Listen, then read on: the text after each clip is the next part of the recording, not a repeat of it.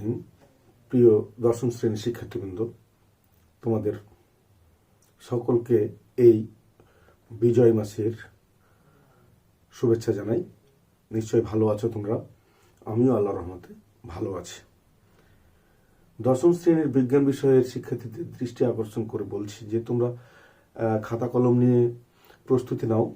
আমরা আজকে রসায়ন বিষয়ের নবম অধ্যায় থেকে অ্যাসিড নিয়ে আলোচনা করব।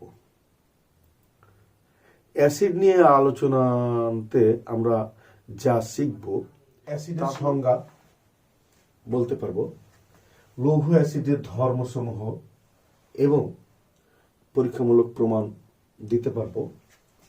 অ্যাসিডের রাসায়নিক ধর্মে পানির ভূমিকাটা আমরা আলোচনা করতে পারবো এবং গাঢ় অ্যাসিড সম্বন্ধেও বলতে পারবো, কোনগুলো গাঢ় অ্যাসিড এবং তাদের ধর্মগুলো কি, কিভাবে গাঢ় অ্যাসিড প্রস্তুত করা যায় সেগুলো বলতে পারবো। তো আমরা এই অ্যাসিডের সংকেতগুলোর দিকে খেয়াল করলেই দেখতে পাই যে প্রতিটি সংকেতেই কিন্তু এই হাইড্রোজেন নামক মৌলটি বিদ্যমান। লক্ষ্য করো। তো আমরা অ্যাসিডের সংজ্ঞায় গেলে আমরা অবশ্যই অন্তত আগে এটা বলবো যে অ্যাসিড এমনই একটি যৌগ যার মধ্যে হাইড্রোজেন নামক পরমাণুটি উপস্থিত থাকবে। তো অ্যাসিডের সংজ্ঞায় আমরা যদি যাই তাহলে এই হাইড্রোজেনটি কিন্তু প্রতিস্থাপনীয়। তো যে যৌগের মধ্যে প্রতিস্থাপনীয় হাইড্রোজেন থাকে এবং ধাতুর ন্যায় ক্রিয়াশীল, যেমন সোডিয়াম, ক্যালসিয়াম, ম্যাগনেসিয়াম, এই সমস্ত সক্রিয় ধাতুগুলা যদি এটা সংস্পর্শে নিয়ে আসা যায় তাহলে কিন্তু এই হাইড্রোজেনকে প্রতিস্থাপন করে এবং লবণ উৎপন্ন করে। তারপর খেয়াল করে দেখো, তাহলে আমরা এখানে একটা জিনিস দেখলাম, এইখানে হাইড্রোজেন কে প্রতিস্থাপন করবে। তার মানে এইখান থেকে আমরা লক্ষ্য করি যে যদি হাইড্রোজেন হাইড্রোক্লোরিক অ্যাসিডের সাথে আমরা সোডিয়াম অথবা অন্য ধাতুগুলা যদি মিশাই তাহলে আমরা দেখব যে এই সোডিয়াম এই হাইড্রোজেনকে প্রতিস্থাপন করবে এবং ক্লোরিনের বাম দিকে এই সোডিয়াম হাইড্রোজেনের বদলে বসে যাবে। সোডিয়াম ক্লোরাইড, এটা কিন্তু আমরা এমনিতেই ভালো চিনি, বুঝি। সোডিয়াম ক্লোরাইড কি এটা বলতে গেলে আমাদের বুঝি না, এ কথা বলার কোনো সুযোগ নাই। আমরা এটার সাথে অনেক আগেই পরিচিত হয়েছি। তো ঠিক আছে শিক্ষার্থী বন্ধুরা, তোমরা বুঝতে পারছো যে তাহলে অ্যাসিড থেকে হাইড্রোজেন প্রতিস্থাপিত হয়। এই প্রতিস্থাপনটা আংশিক হতে পারে এবং সম্পূর্ণ হতে পারে। তাহলে আমরা 2 নম্বরে দেখছি হাইড্রোজেন প্রতিস্থাপনের পাশাপাশি লবণ তৈরি করছে।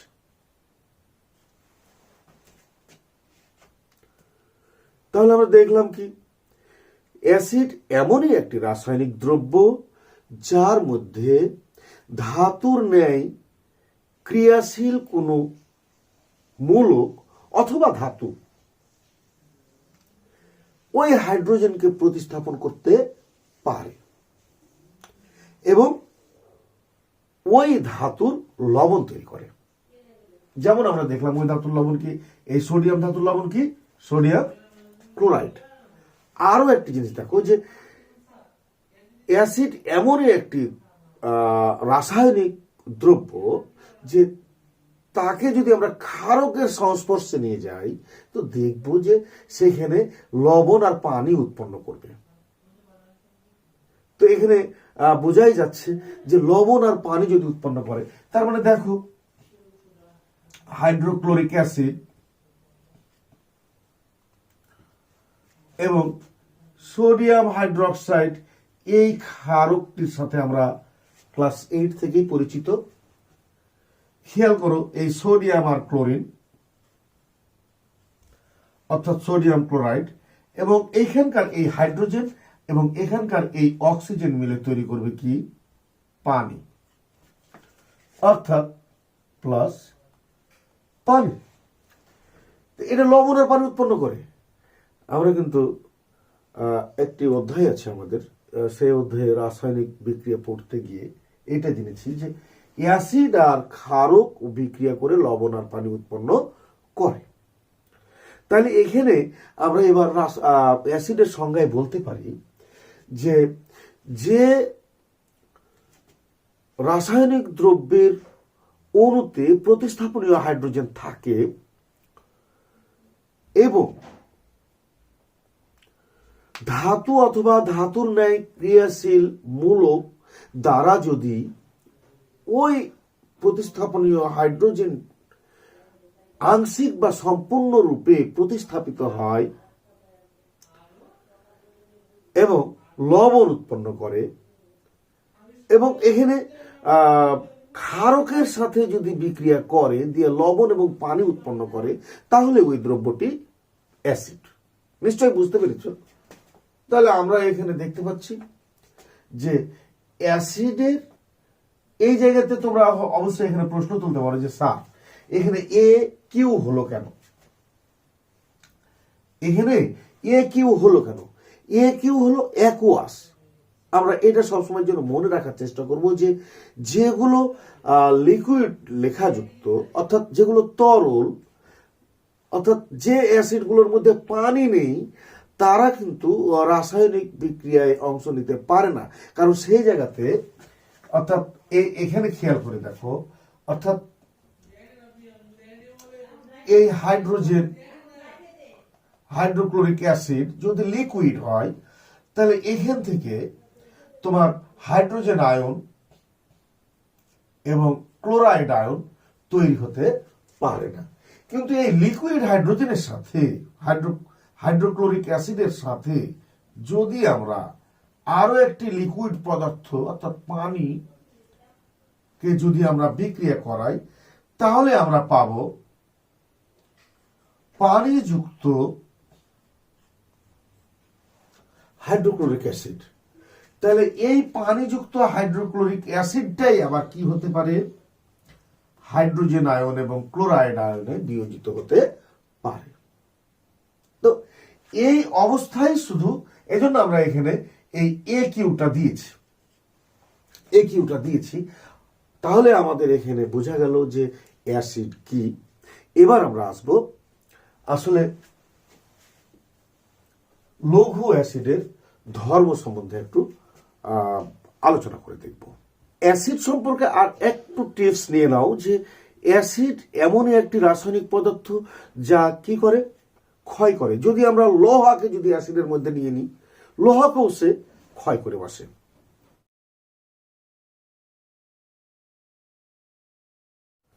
এরকম ধরনের একটি ক্ষয়কারী পদার্থ হলো অ্যাসিড। এখানে একটা জিনিস খেয়াল করো যে এই হাইড্রোজেনকে যদি আমরা, এটা এ কিউ হয়, আর আমরা এখানে কি পাবো? এই জিনিসটি পাবো। যদি পাই তো এটা একমুখী। আর যদি আমরা এই জায়গাতে খেয়াল করি, এখানে দ্বিমুখী দেওয়া আছে, দুটি হাইড্রোজেন আয়ন এবং কার্বনেট আয়ন 2- যদি হয়, তাহলে আমরা এখানে দেখবো যে এই জায়গাতে কেন উভমুখী চিহ্ন আছে এবং এই জায়গাতে কেন একমুখী চিহ্ন আছে। আসলে hydrochloric acid, sulphuric acid, nitric acid, এই অ্যাসিডগুলো কিন্তু প্রায় 100% কি হয়? বিয়োজিত হয়। অর্থাৎ এটা একমুখী, আর এটা আংশিক বিয়োজিত হয়। এই জন্য এখানে উভমুখী চিহ্ন দেওয়া আছে। তোমরা একটা রাসায়নিক পদার্থ অবশ্যই তোমরা জানো, যেটাকে আমরা অ্যাসিটিক অ্যাসিড বলি, COOH80। 1000টি অণুর মধ্যে, অর্থাৎ অ্যাসিটিক অ্যাসিড যদি অণু 1000টি হয়, আর সেটাকে যদি আমরা বিয়োজিত করতে যাই, হ্যাঁ, অর্থাৎ আয়ন তৈরি করতে যাই, এই আয়নটি অ্যাসিটেট আয়ন, এটা হাইড্রোজেন আয়ন, তাহলে মাত্র 4টি হাইড্রোজেন আয়ন তৈরি করবে। কয়টি? 4টি। অর্থাৎ এখানে আয়ন তৈরি হয় 0.4%। তার মানে অর্ধেক পার্সেন্টও বিয়োজিত হয় না, এত কম বিয়োজিত হয়। সেই জন্য এই জায়গাতে আমরা কি করি? উভমুখী চিহ্ন ব্যবহার করে থাকি, যে এটা আংশিকভাবে বিয়োজিত হয়। তো প্রিয় শিক্ষার্থীবৃন্দ, আমরা এবার আসবো কিসে? লঘু অ্যাসিডের ধর্মগুলো একটু আমরা যাচাই বাছাই করে দেখব। আমাদের আসলে অধ্যায়টি ছিল পুরোটাই ল্যাবে কাজ করার মতো আমাদের আজকের পড়াশোনা, কিন্তু দুঃখজনক হলো আমরা এই বন্ধে আমাদের শুধু মস্তিষ্কটাকে খুলে দিতে হবে, যেন আমরা কি করতে পারি, এগুলোকে মনের মধ্যে এনে তাকে মনের চোখ দিয়ে দেখে আমরা এই জ্ঞানগুলো অর্জন করতে পারি। তো ঠিক আছে শিক্ষার্থী বন্ধুরা, আমরা তাহলে যাব এবার কি লঘু অ্যাসিডের ধর্ম। তোমরা অবশ্যই জানো যে লঘু অ্যাসিড বলতে বোঝায় পাতলা অ্যাসিড। এই পাতলা অ্যাসিডের ধর্ম পরীক্ষায় যদি যাই আমরা, তো প্রথমেই পাবো তার টেস্টটা কি, স্বাদটা কি। নাম্বার 1, স্বাদ অর্থাৎ টেস্ট, এটা কিন্তু টক স্বাদযুক্ত। তাহলে আমরা অ্যাসিডের ফার্স্ট যে ধর্ম, যদি আমরা তার স্বাদ নিয়ে দেখার চেষ্টা করি, যদিও আমরা কেউ কখনোই কোনো অ্যাসিডকে জিহ্বায় দেব না, কারণ এটা ক্ষয়কারী। আমরা আগেই জানি একবারে হিংস্রর মতো আচরণ করবে, আমাদের ত্বকে পড়লে ত্বকে ক্ষয় করে ছাড়বে, ক্ষত সৃষ্টি করবে। তাই সাবধান। আমাদের পরীক্ষা নিরীক্ষার মাধ্যমে দেখা গেছে যে এটা কি টক স্বাদযুক্ত। 2 নম্বরে আমরা যাব যে এটা কিন্তু ক্ষয়কারী ধর্ম আছে। ক্ষয়কারী, এটা ক্ষয়কারী ধর্ম আছে। কি ক্ষয়কারী? যে সব কিছুকেই সে যার সংস্পর্শে যাবে তাকে ক্ষয় করে ফেলবে। যদি আমরা কোনো ধাতুকে তার সংস্পর্শে নিয়ে যাই, সে ধাতুকেও ক্ষয় করে ফেলে। যদি কোনো অ্যাসিডের মধ্যে লৌহ পড়ে, কপার পড়ে, তামা পড়ে, বা অন্য কোনো সক্রিয় ধাতু অ্যালুমিনিয়াম, ম্যাগনেসিয়াম পড়ে, ভিতরে যদি নিমজ্জিত হয়, দেখা যাবে যে সে ক্ষয়। তার মানে অ্যাসিড ক্ষয়কারী, সে ক্ষয় করতে পারে। 3 নম্বর, লিটমাস পেপার দ্বারা যদি আমরা পরীক্ষা করে দেখি, তো দেখতে পারবো, মানে লিটমাস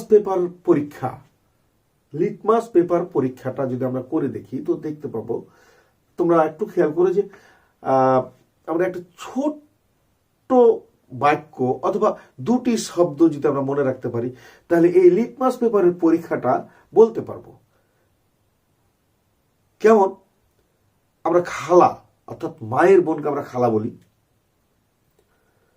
তো খালাটার নাম যদি অ্যানি হয়, তো এই অ্যানি খালা, এই 2টি শব্দ যদি আমরা মনে রাখতে পারি, তাহলে কিন্তু আমরা লিটমাস পেপার দ্বারা অ্যাসিড এবং কোনটি অ্যাসিড নয় সেটা পরীক্ষা করতে পারবো। তার মানে লিটমাস পেপার পরীক্ষাতে আমরা লিখব অ্যানি খালা। এই অ্যাসিড নীল লিটমাসকে লাল করে। অ্যাসিড নীল লিটমাসকে লাল করে।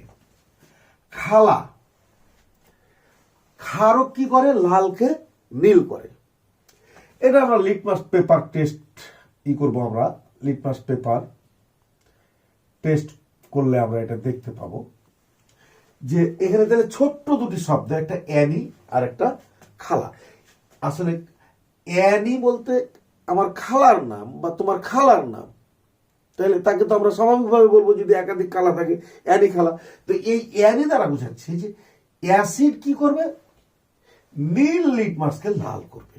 আর খালা দ্বারা বোঝাচ্ছে ক্ষারক কি করে? লালকে নীল করে। খুব সহজ, সিম্পল ব্যাপার। তো এখানে তাহলে আমরা লিটমাস পেপার টেস্ট দ্বারা অ্যাসিডকে আমরা শনাক্ত করতে পারি। 4 নম্বরে যাব, সক্রিয় ধাতু দ্বারা অ্যাসিডের হাইড্রোজেনকে প্রতিস্থাপনের কথা আমরা সংজ্ঞাতেই জেনেছি। তো এখানে দেখো, অর্থাৎ অ্যাসিডকে যদি আমরা কি করি, সক্রিয় ধাতুর সাথে যদি বিক্রিয়া করাই, তাহলে হাইড্রোজেন গ্যাস উৎপন্ন হবেই, কোনো সন্দেহ নাই। এগুলো হলো অ্যাসিডের কি ধর্ম। লঘু অ্যাসিডের ক্ষেত্রে এটা সম্ভব, যেটা লিকুইড অ্যাসিড, যে পানিবিহীন অ্যাসিড, সে অ্যাসিডে কিন্তু এটা সম্ভব নয়, আমরা আগে আলোচনা করেছি। তাহলে আমরা দেখছি অ্যাসিড আর ধাতু যদি, সক্রিয় ধাতু যদি বিক্রিয়া করে, তাহলে হাইড্রোজেন গ্যাস উৎপন্ন হবে। 5 নম্বরে আমরা খেয়াল করব, যদি ধাতব কার্বনেটের সাথে অ্যাসিড বিক্রিয়া করে, অ্যাসিড যোগ ধাতুকে আসলে ইংরেজিতে বলা হয় মেটাল, তাহলে এম যদি ধরি, বড় হাতের অক্ষর এম, মেটালের প্রথম অক্ষর এম, এবং কার্বনেট, এটা যদি ধরি, তো অর্থাৎ এই ধাতুর যদি যোজনী যদি 2 হয়, যেমন ক্যালসিয়াম, ম্যাগনেসিয়াম, তাহলে এখানে কার্বনের সাথে মিলে যাবে। ঠিক আছে, তো আমরা এম কার্বনেট বলতে পারি। এম কিন্তু এখানে কি বোঝাচ্ছে, সক্রিয় ধাতুকে বোঝাচ্ছে। তাহলে এখানে মনে রাখতে হবে যে কার্বন ডাই অক্সাইড তৈরি হবে। সেটা আর একটা জিনিস দেখে নাও, স্টার চিহ্ন দিয়ে দেখাই। এই অ্যাসিড যদি ধাতুর, অর্থাৎ এম এর, মেটালের কি বাইকার্বনেট সাথে বিক্রিয়া করলেও কি উৎপন্ন হবে, কার্বন ডাই অক্সাইড উৎপন্ন হবে। খেয়াল করে দেখো, এটা কিন্তু গ্যাস এগুলো। এবার আমরা 6 নম্বরে যাব। অ্যাসিডের এমনই একটি বৈশিষ্ট্য যে অ্যাসিড ক্ষারকের সাথে বিক্রিয়া করলে আমরা পাবো লবণ এবং পানি। তো আমরা অ্যাসিডের যে ধর্মগুলো সেগুলো দেখছি, আমরা এগুলো প্রত্যেকটির সমীকরণ লিখতে পারি, এবং তোমাদের বই এগুলো দেওয়া আছে।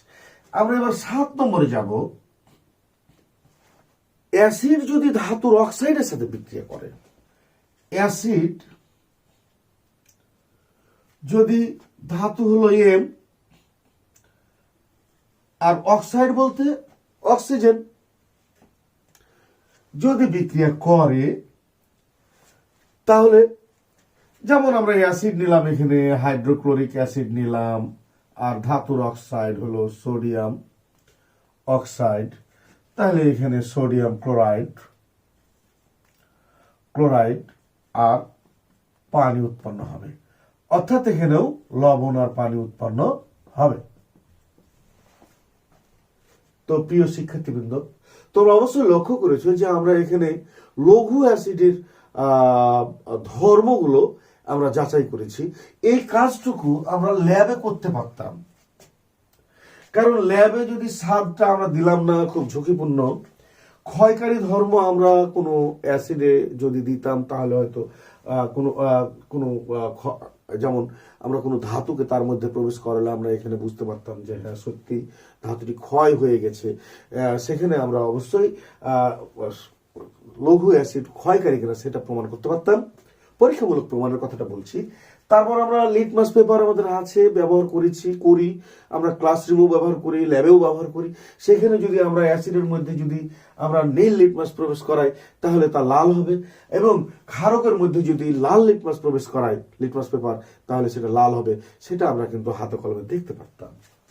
অ্যাসিডের মধ্যে যদি আমরা সক্রিয় ধাতু যদি নিমজ্জিত করি, যেমনটি আমরা এখানে একটু খেয়াল করি যে অ্যাসিড আমরা নাইট্রিক অ্যাসিড দিলাম, ধরো নাইট্রিক অ্যাসিড। এই নাইট্রিক অ্যাসিডের সাথে যদি আমরা সোডিয়ামকে বিক্রিয়া করাই, তাহলে আমরা সোডিয়াম নাইট্রেট, লবণ এবং হাইড্রোজেন গ্যাস তৈরি করতে পারবো। গ্যাস তৈরি হবে, এবং এই হাইড্রোজেন গ্যাসের পরীক্ষা যদি করে দেখি, নিজে যদি জলে এবং অন্যকে যদি সাহায্য না করে, তাহলে আমরা বুঝবো যে হ্যাঁ, সত্যি এই লঘু অ্যাসিডের ধর্ম হলো কি, যদি আমরা সক্রিয় ধাতুর সাথে বিক্রিয়া আনি, তো সেটা কি করে, হাইড্রোজেন গ্যাস উৎপন্ন করে। অনুরূপভাবে যদি আমরা করি কি এই ধাতুর কার্বনেটের সাথে যদি বিক্রিয়া করাই, একটু লক্ষ্য করো তোমরা, অ্যাসিডের সাথে কে বিক্রিয়া করবে? ধাতুর কার্বনেট, যেমন ক্যালসিয়াম কার্বনেট, ধাতুর কার্বনেট, তাহলে কি উৎপন্ন করবে? Calcium chloride plus carbon die oxide plus পানি। শিক্ষার্থী বন্ধুরা দেখো, এই সেই কার্বন ডাই অক্সাইড উৎপন্ন হয়েছে। আবার যদি আমরা লক্ষ্য করি ঠিক এই জায়গাতে কি, যে বাইকার্বনেট যদি বিক্রিয়া করে, আবারও আমরা hydrochloric acid plus calcium bicarbonate দিলাম, এক্ষেত্রেও কিন্তু calcium chloride plus carbon die oxide plus পানি উৎপন্ন করবে। তো প্রিয় শিক্ষার্থী বন্ধুরা, আমরা যদি অ্যাসিডের বিক্রিয়াটা দেখি যে ক্ষারকের সাথে বিক্রিয়া করে, তাহলে আমরা এই দিকে আবারও একটু নজর দিতে পারি। যেমন ধরো আমাদের সালফিউরিক অ্যাসিড আছে, এই সালফিউরিক অ্যাসিডকে আমরা যদি আমরা কি করি, ক্যালসিয়াম হাইড্রোক্সাইডের সাথে বিক্রিয়া করাই, ক্যালসিয়াম হাইড্রোক্সাইডের সাথে বিক্রিয়া করাই, তাহলে উৎপন্ন হবে ক্যালসিয়াম সালফেট প্লাস পানি। দেখো আমাদের এখানে কথাটা বলা হয়েছে যে অ্যাসিড যদি কি করে, ক্ষারকের সাথে বিক্রিয়া করে, তাহলে কিন্তু লবণ আর পানি উৎপন্ন হয়। এই দেখো, ক্যালসিয়াম সালফেট লবণ এবং পানি উৎপন্ন করেছে। আবার দেখো 7 নম্বরে অ্যাসিড আর ধাতব অক্সাইডের কথা বলা হয়েছিল, সেখানে কিন্তু এই বিক্রিয়াটি কিন্তু আমরা এখানে দেখিয়েছি, এবং এই জায়গাতে কিন্তু এই লবণ আর পানি উৎপন্ন হয়েছে। তাহলে আমরা বুঝে নিলাম যে লঘু অ্যাসিডের ধর্মগুলো কি কি হয় এবং তার পরীক্ষামূলক প্রমাণও দেখলাম। এবার আসবো আমরা অ্যাসিডের রাসায়নিক ধর্মে পানির ভূমিকা। খেয়াল করো, হাইড্রোজেন ক্লোরাইডের সাথে যদি আমরা পানি মিশাই, তাহলে তৈরি হবে হাইড্রোজেন ক্লোরাইডের দ্রবণ। AQ দ্বারা অ্যাকুয়াস বোঝায়, দ্রবণ বোঝায়। তাহলে আমরা এখানে দেখলাম যে এটি হাইড্রোক্লোরিক অ্যাসিড হলো লঘু হয়েছে, তাই এখানে কি তৈরি হবে? হাইড্রোজেন আয়ন এবং ক্লোরাইড আয়ন তৈরি হবে। তো যদি এই অ্যাসিডের সাথে আমরা দেখো, খেয়াল করি যে এই অ্যাসিডের সাথে যদি আমরা সোডিয়াম হাইড্রোক্সাইড অর্থাৎ ক্ষারক যদি আমরা বিক্রিয়া করাই, তো আমরা দেখতে পাবো যে সোডিয়াম ক্লোরাইড প্লাস পানি উৎপন্ন হবে। কিন্তু কখনোই CHCl যদি এরকম হয়, CONC কনসেন্ট্রেটেড, মানে গাঢ় পানিবিহীন যদি হয়, আর যদি আমরা এখানে সোডিয়াম হাইড্রোক্সাইডের বিক্রিয়া আনি, তাহলে কিন্তু বিক্রিয়াটি হবে না। তাহলে পানির ভূমিকাটা দেখো, এই যে HCl এর সাথে গাঢ়র সাথে যদি আমরা পানি না মিশাই, তাহলে কিন্তু এটা উৎপন্ন হবে না।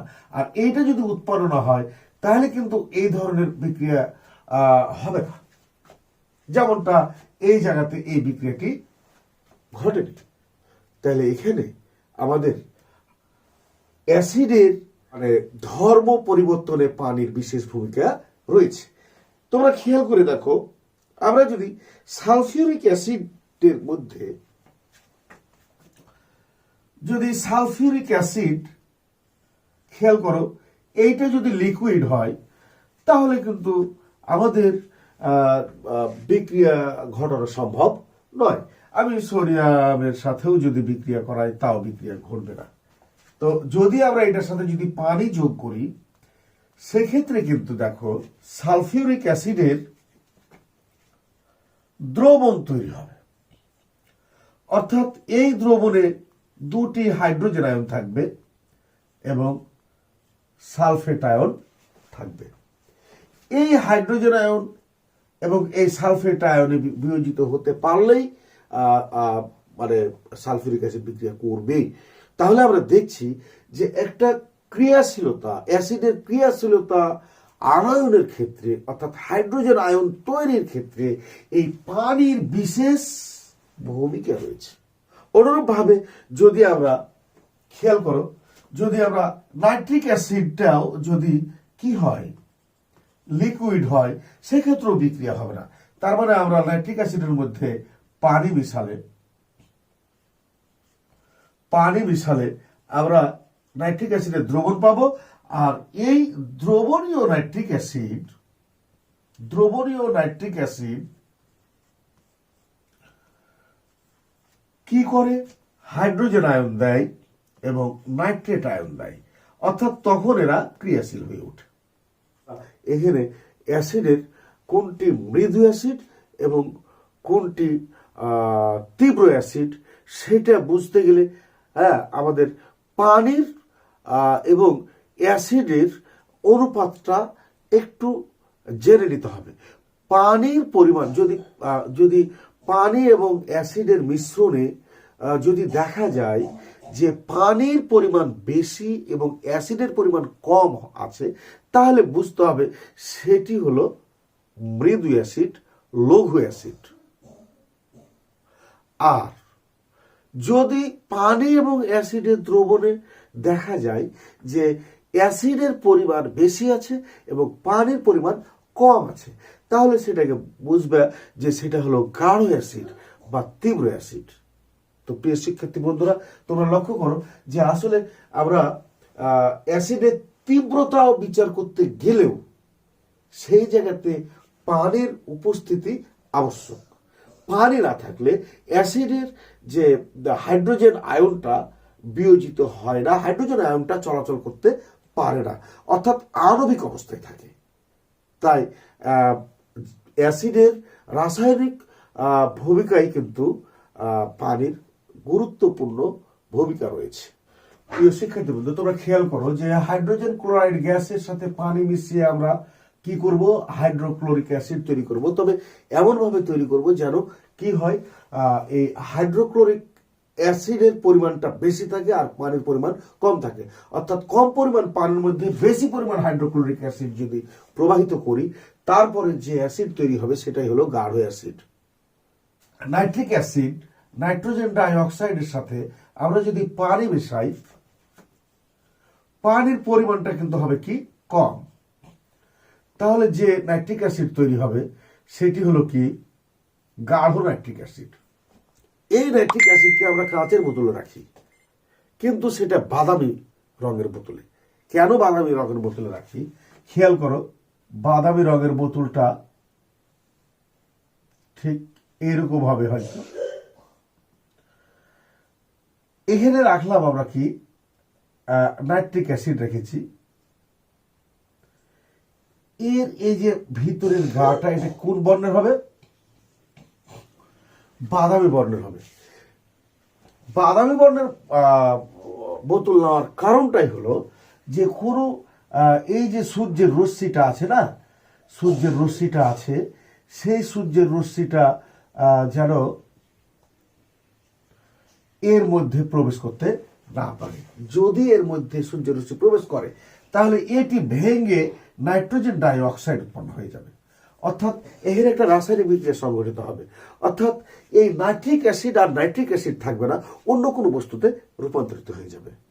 সেইটাকে প্রতিরোধ করার জন্যই কিন্তু এই বাদামি রঙের বোতলে এই নাইট্রিক অ্যাসিড রাখা হয়। তো আমরা আসলে গাঢ় নাইট্রিক অ্যাসিডের ধর্মগুলো আলোচনা করতে গিয়ে প্রসঙ্গত এই আলোচনাগুলো আসছে। এবার আমরা সালফিউরিক অ্যাসিডের ক্ষেত্রে যদি যাই, তাহলে সালফিউরিক অ্যাসিডটাও আমাদের দেখো, খেয়াল করে সালফার ট্রাই অক্সাইডের সাথে কি করব, আমরা পানি মেশাবো। তো এই পানিটার পরিমাণ কেমন হবে, কম হবে। তারপর তৈরি হবে কি, সালফিউরিক অ্যাসিড। তাহলে অবশ্যই এটি কিন্তু গাঢ়, এটি কি, গাঢ়। তো প্রিয় শিক্ষার্থী বন্ধুরা, আমরা কিন্তু ক্লাসের প্রায় শেষ প্রান্তে চলে এসেছি। তোমরা অবশ্যই আজকের ক্লাসটি মনোযোগ দিয়ে দেখেছো। তবে একটা কথা সবসময় মনে রাখবে, আমি দুটি জায়গাতে উল্লেখ করেছি যে কিছু অ্যাসিড আছে যে অ্যাসিডগুলো আংশিক বিয়োজিত হয় এবং কিছু অ্যাসিড আছে যেগুলো সম্পূর্ণরূপে বিয়োজিত হয়। যেমন হাইড্রোক্লোরিক অ্যাসিডকে যদি আমরা বিয়োজিত করি তো সম্পূর্ণরূপেই বিয়োজিত হয়, অর্থাৎ প্রায় 100%। নাইট্রিক অ্যাসিড, সালফিউরিক অ্যাসিড, এগুলো একটা জিনিস খেয়াল করো, যদি আমরা কার্বনিক অ্যাসিডকে বিয়োজিত হতে দেই, যদি আমরা কি বলে ভিনেগার যেটা অর্থাৎ অ্যাসিটিক অ্যাসিড সেটাকে বিয়োজিত হতে দেই, তো দেখবো যে এটা ধীর গতিতে অর্থাৎ অনেক কম পরিমাণে বিয়োজিত হয়। তাই এগুলো হলো দুর্বল অ্যাসিড। তো প্রিয় শিক্ষার্থী বন্ধুরা, এই করোনাকালীন সময়ে তোমরা সবাই নিজ নিজ বাসায় থেকে নিজ দায়িত্বে তোমাদের পড়াশোনা চালিয়ে যাও। আগামী দিনে আবারও অন্য কোনো বিষয়বস্তুর আলোকে ক্লাস নেব আশা রেখে আজকের মতো এখানেই এই ক্লাসের সমাপ্তি টানছি। আল্লাহ হাফেজ।